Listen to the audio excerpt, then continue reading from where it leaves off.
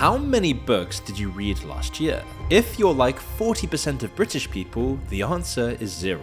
And it's not really like the other 60% are avid readers either. Even college students whose entire job is to study aren't actually reading books. Professors across the US are teaching classes to students who can't read full books anymore. This is a massive neon sign that we're plummeting towards idiocracy, and soon kids aren't going to be able to read at all. So yesterday I came to the realization my students can't read. That is the tragic truth. And I struggle with being told that I have to focus on certain standards on grade level text when my kids are not reading grade level. 40% of American 4th graders are below a minimum basic level of reading comprehension. Test scores have been plummeting for years, and kids literally can't sit still in class or understand basic instructions. It's almost like there's something distracting them.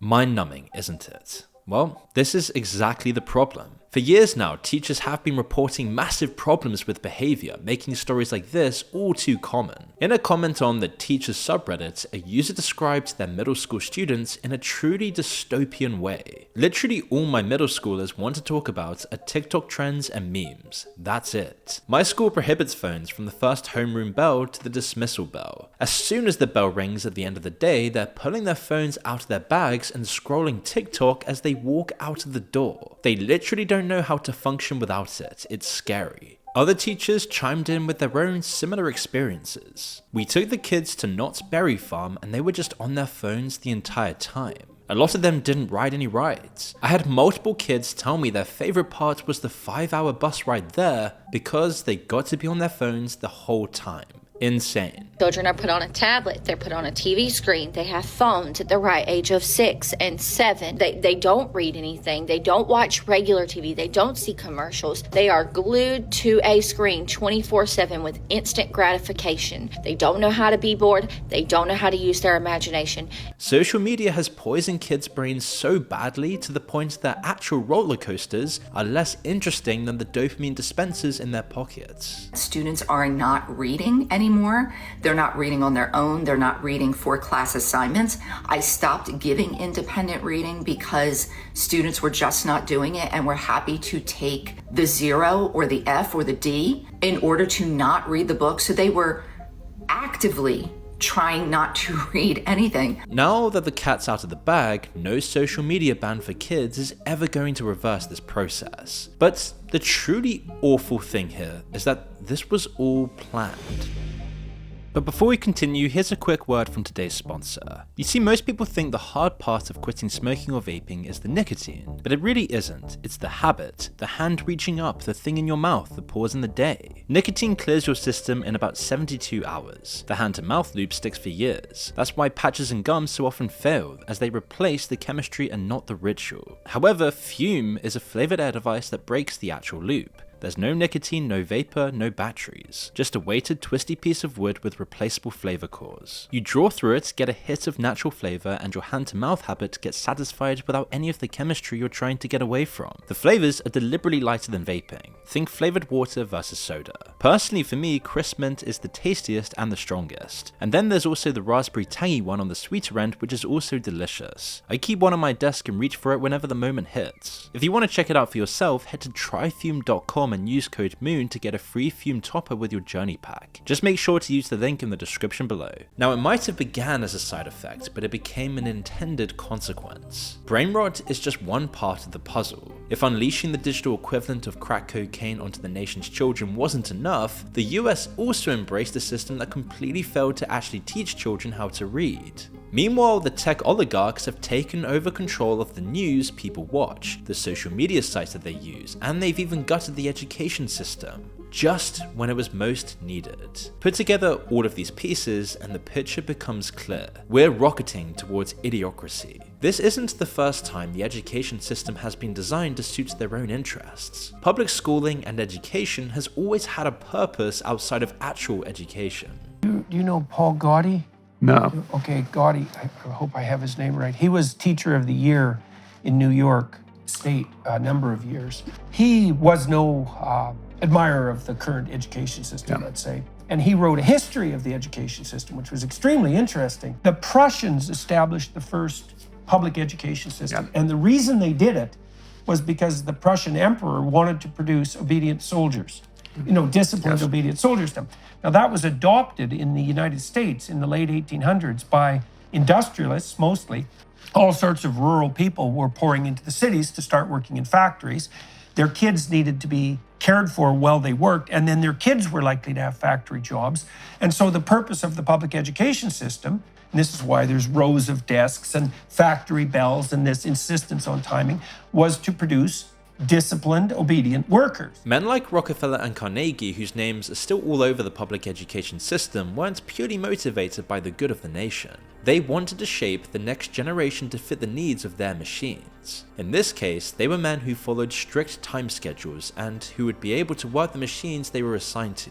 Rockefeller is often quoted as saying, "I don't want a nation of thinkers, I want a nation of workers." The results of this philosophy speak for themselves. Now, however you feel about Jordan Peterson, it doesn't really matter. This has been noticed and discussed by people all around society. In one of his lectures, Noam Chomsky had a lot to say about this. First, he plainly says the same thing. The basic institutional role and function of the schools and why they're supported is to provide an ideological service. There's a real selection for obedience and conformity. Let me just tell you a personal story. My oldest friend, closest friend, is a guy who came to the United States from Latvia when he was 15. The first thing that struck him about American schools was the fact that if he got a C in a course, nobody cared. But if he went to school 3 minutes late, he was sent to the principal's office. That's ultimately why public education was instituted in the United States, in place to meet the needs of a newly emerging industry. It's not often that both sides of the political spectrum can agree on the same thing, but here we have it plain as day.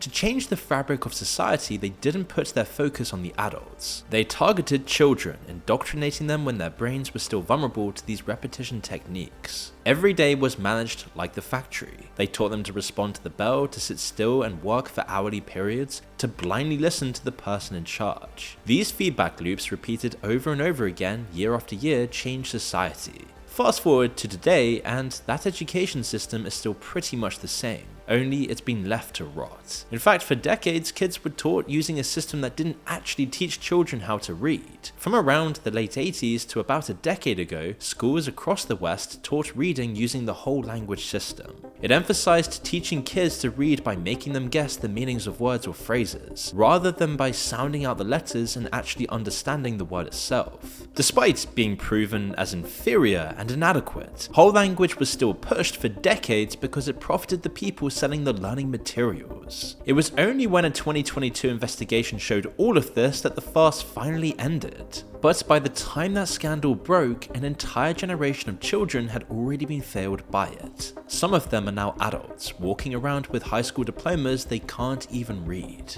Take Eli Audit, a 19-year-old who just started her freshman year at the University of Connecticut. She graduated from the Hartford public school system last year. The only problem? She's completely illiterate. Even today, could you read this, or would it take you a long time? It's impossible. I just see his words everywhere. Alicia graduated from the Hartford public school system last year, but she says today she is illiterate. She still doesn't know how to read or write. By high school, she was using text-to-speech apps to fake her way through every single assignment. So, if you had an assignment where you had to write something, you'd open up a document like this and then do what? I would go here to use the text-to-speech. It says dictate. Dictate, yep. I love pizza. This is how you would do your assignments. If you had to read something, that's how you do it. Her mother begged the school for help for years and got nothing but empty promises. Now she's suing the Hartford Board of Education. Whether you believe her story or not, profit became the incentive a long time ago for the people who are truly in power, who have no interest in educating people. And why would they want to educate regular people? They don't need factory workers anymore. Western nations aren't producer economies anymore, they're consumer economies. And that's exactly what happened. American manufacturing collapsed. Yeah, and they did it all for money. And they did it all because they were greedy. They were already rich. All you need to do to confirm this is to take a drive through any town or city in Middle America. Poverty, deprivation, and hopelessness everywhere because the jobs just vanished. They don't care that their grades are low. They don't care that they're not reading.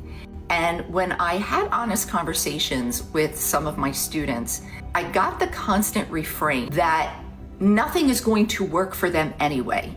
They're never going to be able to get ahead. They're never going to be able to own a home. They're never going to be able to raise a family like their parents and grandparents did. So why even try? While this process began years before they entered the scene, the tech moguls have been complicit in its completion. Now the middle class is evaporating and the working class don't work anymore. Now, regular people are only relevant as consumers, and to consume, you don't need any level of education at all. In fact, it actually gets in the way of it. The corporations which used to want workers have moved overseas to exploit cheaper labor. So at home in the US, they've been replaced by ones who specialize in extracting wealth. They're gambling companies, price gouging grocery stores, and social media companies as the newest, most lucrative operations of all.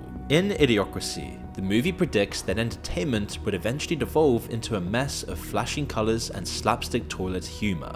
Ow My Balls was the most extreme version of this they could come up with. As we've seen already, it pales in comparison to modern brain rot. Brain rot ditches the complicated world building and context that Ow My Balls establishes in the first second or so. The algorithm would just see this as wasted time. It wouldn't work for the attention spans it's designed to cater to. We're what, 20 years from when YouTube was first released? What's entertainment gonna look like in another decade or so? TikTok's only been around for like 8 years. Well, like any addictive substance, brain rot has varying levels of strength. Adults might watch less offensive, slower paced, informative shorts with actual artistic value. But the real addicts, who are mostly children, need something a lot stronger. The social media companies, just like the tobacco companies before them, know that targeting new users is really all they need to do. If they can get someone hooked, then they've probably got a lifetime customer. This has been established for years. A whistleblower who was interviewed by the Senate in 2021 said exactly this. Facebook understands that if they want to continue to grow, they have to find new users. They have to make sure that the next generation is just as engaged with Instagram as the current one. And the way they'll do that is by making sure that children establish habits before they have good self-regulation. By hooking kids. By hooking kids.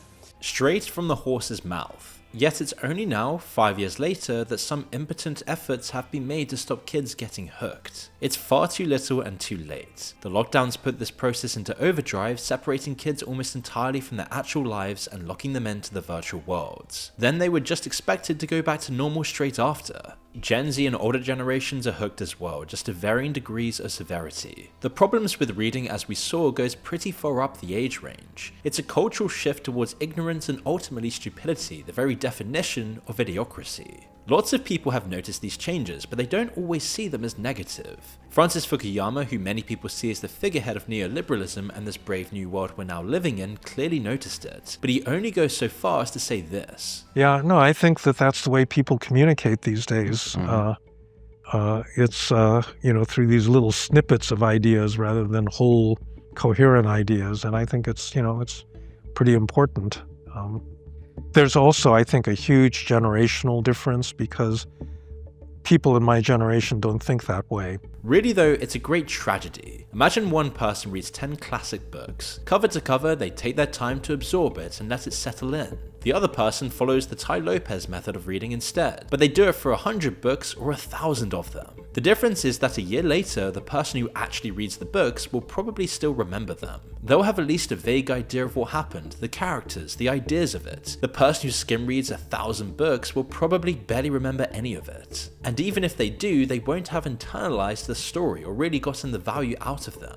You might have seen those videos online where an AI voice just describes the plot of a film. If you have, do you really remember those films? Did you really have any emotional impact or any meaning in your life compared to films you've actually seen properly? Now you've got people basing their entire belief system off snippets of ideas they saw on social media. Technology drained them of their ability to focus and actually think these ideas through, all while offering the junk food replacement as the solution to that problem. This is what's so terrifying about Idiocracy. It just leads to totalitarian totalitarian control. Tech oligarchs are now literally taking over the sources of information. They're tightening their grip on the distribution platforms, not only with social media and influencers individually, but also the source of all content. Like when Bezos bought the Washington Post years ago and then stripped it of thousands of journalists and recently began pushing ideas and articles which suit his own interests in politics. After Musk took over Twitter, he has since joked about buying MSNBC.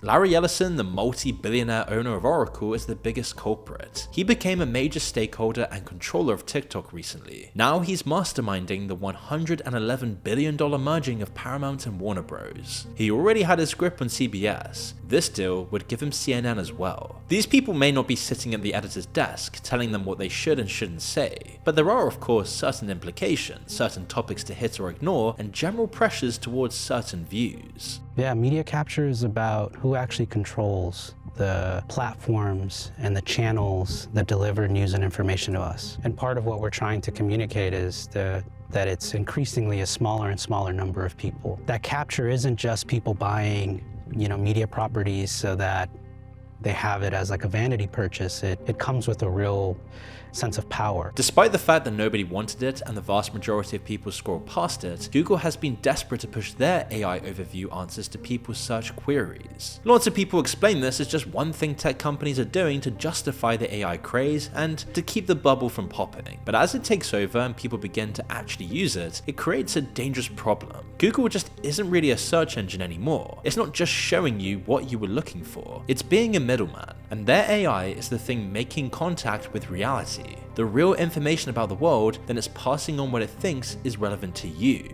Google already controls what the AI thinks is relevant and what isn't. If they want to push a certain narrative, they can subtly leave out certain details from the AI summaries. As tech ownership of the media gets worse too, they'll replace more journalists and people with AI as well. This is already happening. Then they can have an AI emphasizing certain details and leaving out others in the stories it writes. Then they can distort that even more when it comes to people Googling it later, or watching things about it on social media. The truth of any story gets hidden behind these walls, and while you still might be able to get to it if you're determined enough, most people won't. In fact, thanks to AI brain rot and idiocracy, they won't care in the first place. The dictators of old used to have to burn books to stamp out knowledge and truth which didn't fit with their ideology and their worldview. Future dictators won't have to bother. The libraries will remain intact, but the books will be covered with dust. Nobody will want to read them. Now, there's a lot of depressing things about living in idiocracy. At the end of that film, when Not Sure figures out he can't actually go back, he realizes it doesn't even matter. He found his home.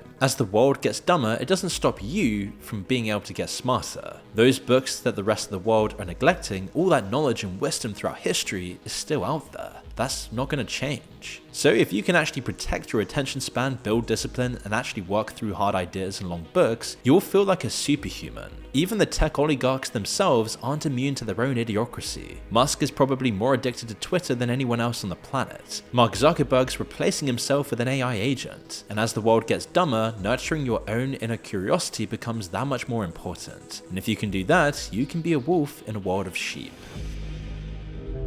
And thank you Fume for sponsoring this video. Make sure to check them out using the link in the description below.